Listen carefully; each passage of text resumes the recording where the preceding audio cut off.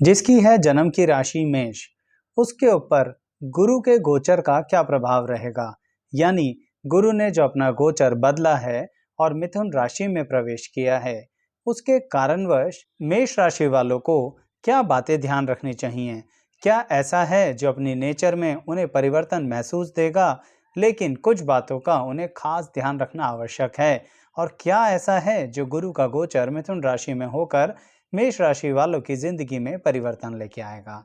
Video अंत तक देखिएगा और पसंद आए तो लाइक करना है, चैनल को सब्सक्राइब करना है। आइए शुरुआत करते हैं।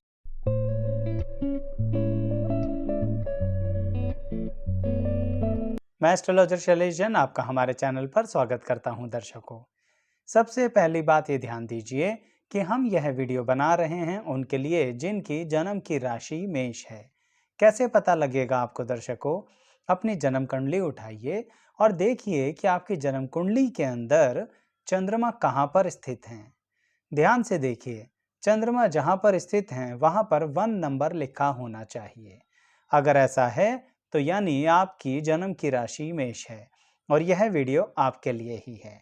तो मेष राशि वालों, जैसे ही गुरु ने मिथुन राशि में प्रवेश किया है गोचर अनुसार, सबसे पहले आपसे एक डिमांड कर दी, मांग कर दी। क्या? कि अब आपको अपना संतुष्टि का स्तर बढ़ाना पड़ेगा। कहने का मतलब, थोड़ा सा बेचैनी चल रही है काफी महीनों से, अब थोड़ा सा सेटिस्फेक्शन की तरफ आओ। चाहे आपको लगे कि अभी कुछ मिल नहीं रहा है, लेकिन थोड़ा मन को शांत करना बहुत आवश्यक है, क्योंकि गुरु ग्रह यही कह रहे हैं आपसे कि जो अन्य ग्रह आपको बेचैन कर रहे हैं, उसके प्रति हम शांत तो आपको कर देंगे, पर आपको भी संतुष्टि के लेवल पर बढ़ना पड़ेगा। कभी कभी ऐसा होता है ना दर्शकों, कि भाग्य में जो हमें मिल रहा है उसका पॉजिटिव एंगल हमें दिखाई नहीं देता। तो इस समय मेष राशि वालों को ध्यान रखना है कि हर चीज के अंदर से थोड़ी सी पॉजिटिविटी निकालेंगे तो लॉन्ग टर्म के लिए अच्छा रहेगा और गुरु का गोचर उनके लिए फिर बहुत अच्छा रिजल्ट देगा। और इस विषय में उनको हेल्प करेंगे उनके करीबी जन। कौन? रिश्तेदार तो बहुत होते हैं दर्शकों, लेकिन इस समय मेष राशि वालों को उनके brother sister, even cousin brother sisters, even friends भी आपको हेल्प करेंगे। यानी आपके भाई बहन आपकी बहुत सहायता करेंगे। आपके जो करीबी जन हैं, जो आपके साथ मिलकर कार्य कर रहे हैं, इवन जो लोग जॉब कर रहे हैं, उनके जूनियर्स भी उन्हें सपोर्ट करेंगे।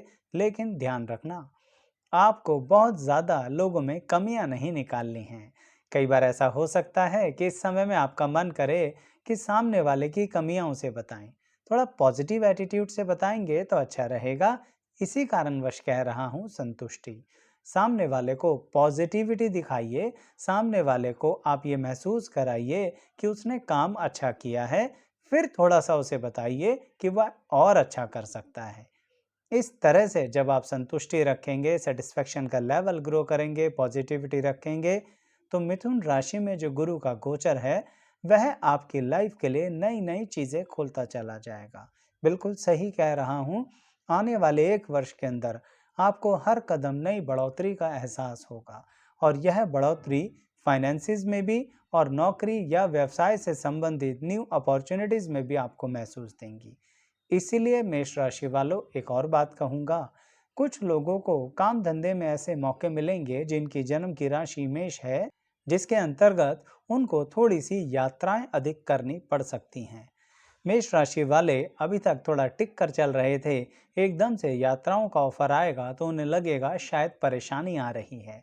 कहने का मतलब ये है कि उन्हें लगेगा एक अस्थिरता आ रही है। भूलिए नहीं जो मैंने सबसे पहले बोला कि आपको पॉजिटिव एंगल ही निकालना है।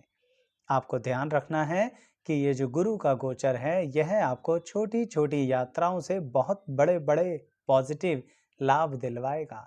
कहने का मतलब, कार्य क्षेत्र के अंदर अगर आपको ट्रैवल करना पड़ रहा है तो उसे इग्नोर मत कीजिए, उसे अवॉइड मत कीजिए। इवन आपको कई बार कुछ चीज़ों के अंदर बहुत ज़्यादा तब्दीली करनी पड़ेगी जो आपकी नेचर के हिस्से के अंदर है, व्यक्तित्व का हिस्सा है। यानी मेष राशि वालों को थोड़ा सा यह बदलाव करना है कि जो उन्हें पसंद नहीं है करना, उसके अनुसार भी थोड़ा सा आपको ढलना तो पड़ेगा।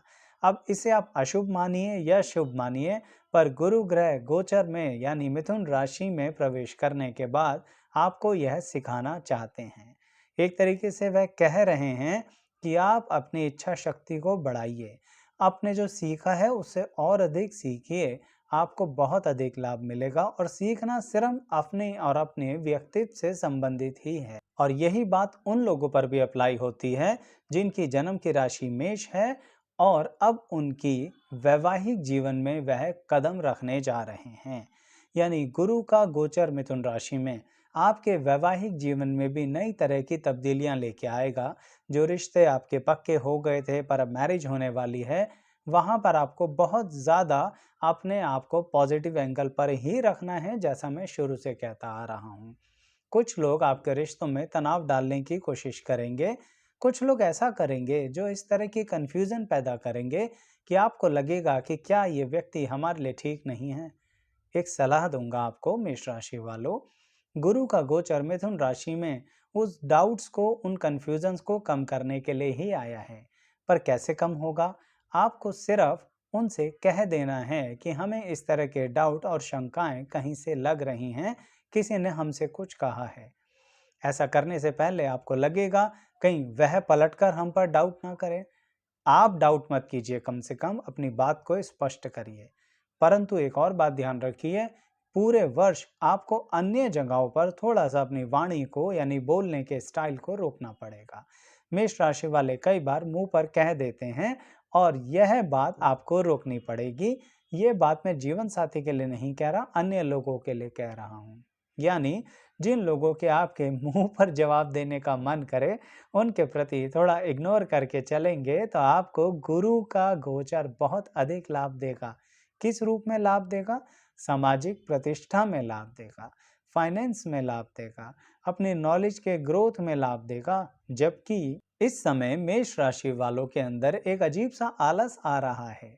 उन्हें लग रहा है कर लेंगे, कोई दिक्कत नहीं है, क्या जल्दी है। ऐसा मत कीजिए मेष राशि वालों। गुरु का यह गोचर मिथुन राशि में आके आपसे कह रहा है कि यह समय तो मल्टी टैलेंटेड होने का है। यानी आप एक सिंगल सोर्स ऑफ इनकम तो कर रहे होंगे, डबल सोर्स ऑफ इनकम तैयार कीजिए। ये बात विद्यार्थियों के लिए भी कहूँगा। आप जिस तरीके से अपनी आज तक पढ़ाई कर रहे हैं, उसमें और मैथडोलॉजी भी जोड़िए। कहने का मतलब, हो सकता है आप पार्टिकुलर किसी इंस्टीट्यूशन को डेली ज्वाइन कर रखा हो और वहाँ आपका डेली विजिट होता हो।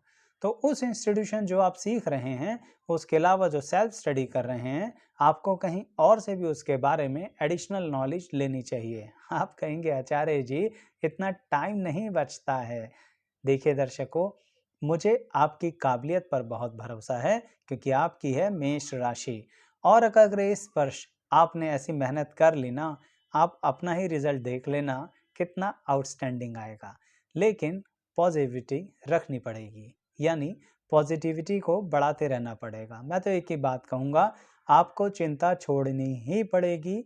अपना बेस्ट दीजिए और बाकी सब छोड़ दीजिए, क्योंकि यह समय अगर आपने चिंता करी तो आप गुरु के गोचर का अधिक बेनिफिट नहीं ले पाएंगे। और साथ ही अगर अपने बेनिफिट्स को बढ़ाना चाहते हैं तो दो नेगेटिव चीज़ों को कंट्रोल करना है।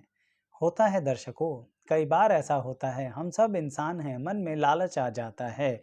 इस समय आपको किसी भी तरह के लालच से बचना है। कई बार होता है ना, मन में छुपी हुई महत्वाकांक्षाएं होती हैं, एक अचीवमेंट्स की ऐसी इच्छाएं होती हैं कि ये हो जाए तो मज़ा आ जाए। आपको पता है, ऐसी छुपी हुई महत्वाकांक्षाएं इस समय आपसे कुछ गलतियां करवा सकती हैं, पर्सनल प्रोफेशनल दोनों लेवल पर। उन छुपी हुई महत्वाकांक्षाओं को नियंत्रण कीजिए। तभी मैंने सरल भाषा में कहा, लालच को रोकना पड़ेगा। इवन उसके कारण ऐसा हो सकता है कि आप सामने वाले की एक तरीके से ऐसी व्यवस्था में उसकी फंस जाएं जिसके कारण आप ज़्यादा उसके साथ मीठी मीठी बातें करें, जबकि आपका मन नहीं कर रहा है। थोड़ी देर पहले मैंने आपसे कहा है, आपको वो करना पड़ेगा जो आपके व्यक्तित्व से अपोजिट है। उसके पीछे मोटिव था कुछ नया सीखना, कुछ नए लोगों के साथ टैकल करना। लेकिन अब आपसे कह रहा हूं कि ये बात ध्यान रखिए कि नए लोगों को सीखिए, नई चीज़ों को सीखिए, लेकिन साफ शब्द कहने जा रहा हूं, चापलूसी मत करना। बहुत बुरा लग सकता है आपको मेरी ये बात, और आप कहेंगे हम मेष राशि के हैं आचार्य जी, हम नहीं करते चापलूसी। ध्यान रखिए दर्शकों, छुपी हुई महत्वाकांक्षाएं और लालच इंसान से गलती से ही ऐसी चीजें करवा देता है। मैं तो इसको इस तरह से कहूंगा आपसे कि आपको अपनी शर्तों पर ही काम करना चाहिए। चाहे सामने वाले के व्यक्तित्व को समझो, थोड़ा सा अपने व्यक्तित्व को बदलो, लेकिन अपनी शर्तों से मत हटो।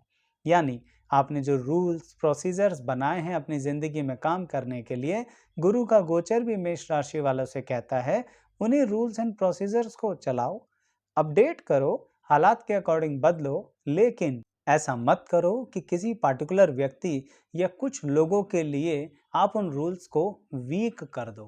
क्यों? क्योंकि थोड़ा सा समय में उतार चढ़ाव हो तो आप कहो कोई बात नहीं, इस समय हम कॉम्प्रोमाइज कर लेते हैं।